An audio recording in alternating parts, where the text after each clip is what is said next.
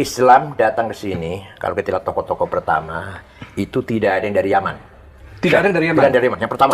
Clear itu ya. Fatimah binti Maimun. Wasil, Syekh Wasil yang di Stonogedong Kediri, kuburannya. Itu di Nisabur. Dari Persia, kalau sekarang Iran yang Nisabur. Yeah. Syekh Ahmad Subakir, yang kuburnya di Goa, ya, di Sulawesi.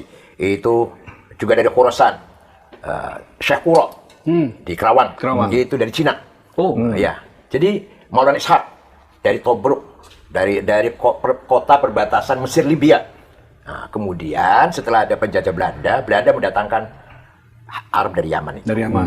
Periode berikutnya baru muncul. Jauh. Ini kan sebelum Wali Songo ya, kedatangan yang saya sebut tadi sebelum Wali Songo. Nah, di sini terjadi manipulasi ya.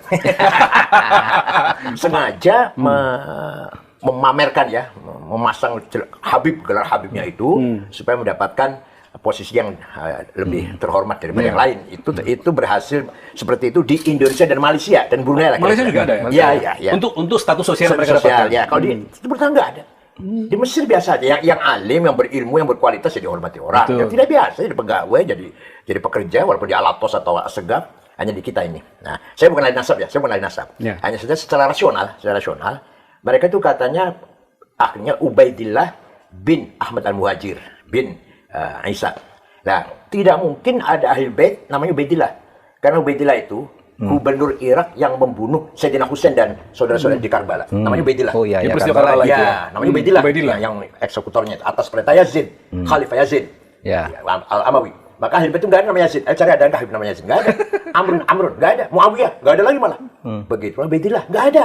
Cuma enggak ada ahli nama Ubaidillah.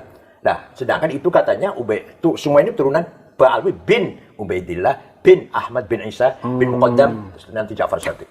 Jadi menurut saya rasional saja, tidak mungkin ada Habib namanya Ubaidillah. Itu artinya. Tadi saya bukan ahli nasab. Pak Mahfud juga beberapa kali ditanya soal itu kan oleh netizen. Saya itu ya bukan ahli nasab juga, tapi saya membaca filologinya Minahim Ali. Itu jelas nampaknya tidak ada kaitan itu antara apa yang sekarang disebut habaib di Indonesia itu dengan Ali atau dengan Nabi Muhammad apalagi gitu. Tetapi begini, saya tidak peduli itu apakah benar apa tidak. Dia ada kaitan. Bagi saya yang menyinggung rasa nasionalisme saya itu ketika pejuang-pejuang kemerdekaan dari nenek moyang kita itu katanya Habib. Yang menentukan merdeka tanggal 17 itu Habib.